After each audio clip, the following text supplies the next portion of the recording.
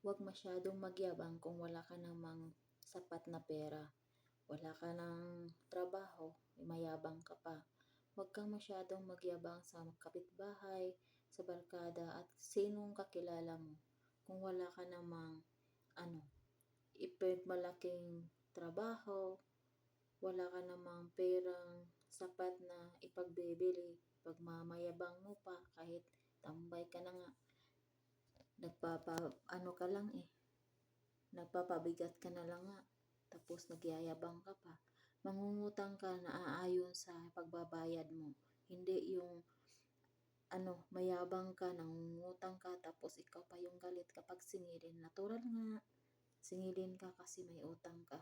Tapos ikaw pa yung sobrang tapang. Siningilin ka dahil may utang ka.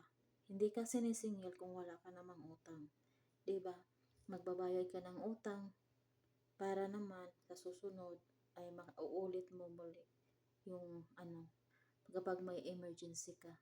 Hindi yung sobrang yabang mo sa inuman, yabang mo kahit saan, pagala ka kahit saan, pero galing mo sa inuutangan mo, kahit kapatid mo pa yan, kakilala mo pa yan, kapamilya mo pa yan, kamag-anak mo pa yan, inuutangan mo, obligasyon mo yan bayaran. Dahil alam nyo yung mangutang ka tapos hindi ka marunong magbayad. May karma yan May karma yan kahit pamilya mo pa yan, kahit kapatid mo, magulang mo yan, inuutangan mo kung hindi ka marunong magbayad. Talagang kakarmahin ka yan. Kasi alam nyo, pinagpaguran yan, pinagpawisan yan, sinasakripisyo para lang makapera. Tapos utangin mo lang na ididman mo pagkatapos para kang na-amnesia. Diba? Yung yung yabang mo, ilulugar mo. Kasi hindi pinupulot ang pera kahit saan-saan sa daan, 'di ba? Kahit piso nga hindi mo nga makikita sa daan Minsanan lang magkakataon makakita ka ng piso. Pero hindi always mo makikita diyan kung hindi mo pinagpapaguran, 'di ba? Mangungutang ka, dapat magbayad ka. Kaya nga ngayon yung mga taong inuutangan mo, mangungutang ka, hindi na napapautang. Alam mo bakit? Kasi hindi ka marunong bumayad. Hindi ka marunong mag-isip sa inuutangan mo. Ikaw pa yung galit na gustong manakit. Di ba? Sana naman ay kung marunong ka mangutang, marunong ka din magbayad na hindi ka sinisingil. No? Kasi yung pera na hinihiram ninyo, pinagpaguran yan, pinapawisan yan. Alam nyo kung saan nyo nanggaling ang karma. Kasi yung pera na hinihiram nyo nga hindi nyo binabayaran, pinapawisan niya ng tao. Pinaghirapan niya ng tao na himbis para sa kanyang pamilya, binigay sa inyo for temporary. Kailangan, iisipin nyo din yan. Hindi porket na nasolve yung nyo, yung problema nyo, ay kaya nyo niyang iwasan ang yung mga obligasyon. Dapat iniisip nyo yan bago kayo mangutang. Wala talagang taong maningingil kung wala kayong utang sa kanya. Diba? Buti pa nga yung mga walang kamay, walang paa naghihirap, nagsakripisyo para mabuhay ang pamilya. Pero kayo, ang laki-laki ng katawan, kompleto yung kamay at paa, pero mangutang, nilayasan. Tapos ikaw pa yung ipapahiya, ikaw pa yung inuutangan, ikaw yung naniningil, ikaw yung pinagalitan. Diba? Sino ba ang mga tao magpapautang sa ngayon? Lalo na kung marami na din nangungutang na lumayas na. Marami na din nangungutang na ikaw pa yung pinapahiya, ikaw pa yung may-ari ng pera. Parang ikaw na yung nagmamakawa sa kanila para kabayaran. Kahit nga 5 duling, hindi nga binalik, kahit puhunan man lang. Diba? Yung mga sakit sa Pilipino katapos ng lahat mong kabaitan, sisirain lang ng dahil sa utang. Diba? Ako mawain ako na tao. Marunong akong tumanaw sa mga tao. Diyan ako nanggaling. Marunong ako tumingin sa mga tao na sobrang hirap sa buhay kasi diyan ako nanggaling. Sobrang hirap din ang buhay ko. Kaya, dapat, kapag maghiram kayo o mangutang kayo sa tao, dapat iisipin nyo din yan na dapat bibili yan ng pagkain sa kanyang mga anak. Bibili yan ng pagkain sa kanyang, lahat sa kanyang pamilya. Pero, inuutang ko. Ganun sana. Di ba? Wala naman taong magdamot. Kung ikaw nangutang, marunong ka din mag-iisip. No? Meron pa din taong mga tinutulungan, sila pa yung naninira. Pagkatapos ng kanilang problema, ikaw pa yung sisiraan. Akala nila pinupulot mo yung pera, binibigay mo sa kanila. Dapat, kahit piso, kahit sentimo, dapat grateful na kayo dyan. Thankful kayo dyan. Kahit yun ang halaga. Pinagpawisan, pinagpaguran yan sa tao na hinihingian nyo ng tulong. Hindi pinupulot ang pera kahit saan. Wala din trabaho na hindi mahirap. Ang trabaho, mabigat, mahirap. Lalo na magtrabaho ka na walang kain. Lalo na magtrabaho ka na walang tulog. Sobrang hirap. Tapos, lulukuhin ka lang. Sisirain ka lang sa mga taong walang mga puso. Sa mga taong mga walang utang na loob. Ikaw pa yung nagbibigay ng tulong sa kanila, ikaw pa yung kinakainisan, ikaw pa yung pinagalitan, ikaw pa yung sinisiraan, at ikaw pa yung pinapahiya sa social media. Alam mo ba yun? Yung mga taong ganyan, hindi na yan mauulit pa. Hindi na makakaulit pa kahit kailan. Alam mo, kung mabuti kang tao, kahit piso, grateful ka na dyan. Kahit anong ibigay sa'yo, maliit man o malaki, dapat grateful ka, thankful ka. Hindi yung ikaw na ngayon ang tumatanggap, hindi mo na pinapaguran, pinapawisan yung perang tinatanggap mo. Naninira ka pa. Kasi ganito, ganyan.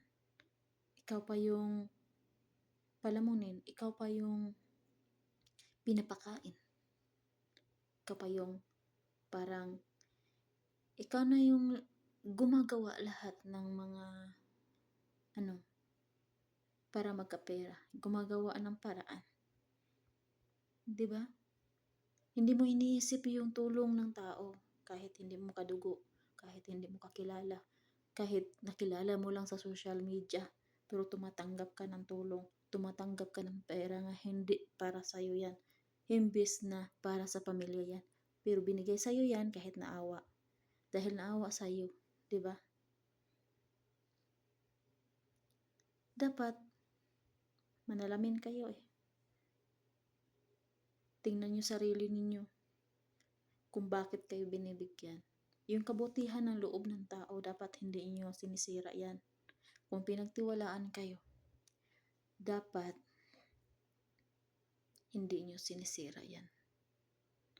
Kahit kailan, kahit sino man, na imbis na nangangarap na sila yung bigyan ng tulong, pero kayo ang napili. Alam nyo bakit? Dahil sa awa. Dahil sa awa, katulad ko, naawa ako sa mga taong akala ko mabait. Akala ko mapagkatiwalaan, na akala ko hanggang dulo yung mga kabaitan, pero plastic pala. 'Di ba? Lahat na binibigay mo, kahit kaluluwa mo, binibigay mo. Kahit yung buong pagkatao mo, binibigay mo. Pero, anong ginagawa? Sinisiraan ka sa buong mundo. Sinisiraan ka sa social media, hindi mo alam ang kasalanan mo at hindi mo alam kung anong ginagawa mo sa kanya. 'Di ba? Alam nyo ba 'yon? Yung mga taong ganyan. Yun yung mga taong walang Diyos sa kanilang buhay at hindi masaya sa buhay nila. Dinadamay ka nila. Kung may problema sila, hindi sila marunong mag-solve. Hindi sila marunong mag-ayos. Ikaw yung gumawa ng paraan para maayos at matapos ang problema. Pero, anong ginagawa? Sinisiraan ka kasi tapos na sila. Tapos na sila nakinabang sa mga lahat-lahat ng ginagawa mong kabutihan. Lahat sila gumawa ng paraan para sirain ang pangalan mo sa social media. Lahat sila gumawa ng paraan para ikaw yung masama. Diba? Alam nyo ba yon? Yung mga taong mga ganyan. Hindi yan maka-Diyos. Nagsisimba yan sa araw ng linggo. Nagsisimba yan kahit saan misa. Pero ang dito, masama. Masama ang intention sa taong tumutulong sa kanila. Yung nakukuha nyo sa simbahan, dapat isaisip nyo yan at saka isa sa puso. Nagsisimba po kayo araw ng linggo. Nagsisimba kayo kahit hindi linggo. Pero ang isip ninyo, ang mata ninyo, nasa taong tinatarget niyong sisiraan. Diba? Alam niyo ba yung ginagawa ninyo? Kung walang taong pumapatol sa inyong paninira, sa pagiging chismosa ninyo, sa pagiging gawa-gawa ninyo ng kwento na hindi maganda sa tao. Kung hindi kayo pinapatulan, hindi kayo mabigyan ng leksyon. Hindi kayo makagising sa katotohanan. Diba? Alam nyo ba yun? Yung sobrang kabutihan mo, binigay mo sa kanila. Na kahit yung pera mo, tama lang para sa mga anak mo, sa pamilya mo, pero binigay mo sa kanila. Kahit hindi mo sila kadugo, hindi mo sila kakilala, binigyan mo sila ng tulong kasi naawa ka. Pero ikaw hindi ka kinakaawa. Sinisiraan ka kahit saan. Sinisiraan ka, ginagawaan ka ng kwento na hindi mo ginagawa. Ginagawaan ka ng masama kahit hindi mo ginagawa. Diba? Alam mo ba yung sobrang bait mo sa kanila, tapos ikaw yung masama sa mata ng mga tao. Dahil sinisiraan ka kasi. Diba? Yung mga taong ganyan, hindi yan gumising sa katotohanan kapag hindi mo pinapatulan. Kaya yung ginagawa ko ngayon, pag makakita ka na ko ng isang post na alam ko na ako, pinapatulan ko agad para mabigyan ng leksyon. Namihasa na po kasi. Namihasa na. Sobrang namihasa na. Diba? Alam mo ba yung sobrang hirap ng buhay mo, wala kang karamay sa buhay mo, wala kang malapitan ng anong mga problema mo, wala kang kausap kapag may problema ka, kundi iiyak mo lang sa Diyos ang lahat. Naghihirap ka, nagsakripisyon ka, pinapawisan mo ang lahat, sinisiraan ka lang sa taong tinutulungan mo. Diba? Walang mga utang na loob. Walang utang na loob. Yung mga taong ganyan, hindi yan maka-Diyos. Nagsisimba yan, pero hindi yan maka-Diyos. Walang napulutang aral yan sa pagsisimba. Alam nyo bakit? Kasi may galit sila sa puso. May galit sila sa tao. May inggit sila sa tao. Hindi maninira ang tao kung walang inggit sa'yo. Sasabihin, ako na inggit sa'yo? Hindi ikaw yung inggit. Ganyan yun, laging sinasabi. Pero sinisiraan ka. Sinisiraan ka dahil may inggit. Walang taong maninira kung walang inggit. Kung ang tao may inggit sa katawan, laging naninira yan kahit saan, kahit kanino, kahit sino. Diba? Kahit hindi mo yan inaano, malalaman mo lang sira-sira ng pangalan mo sa buong mundo. Kahit hindi mo yan inaano, ginagawaan ka ng istorya nga hindi mo naman ginawa.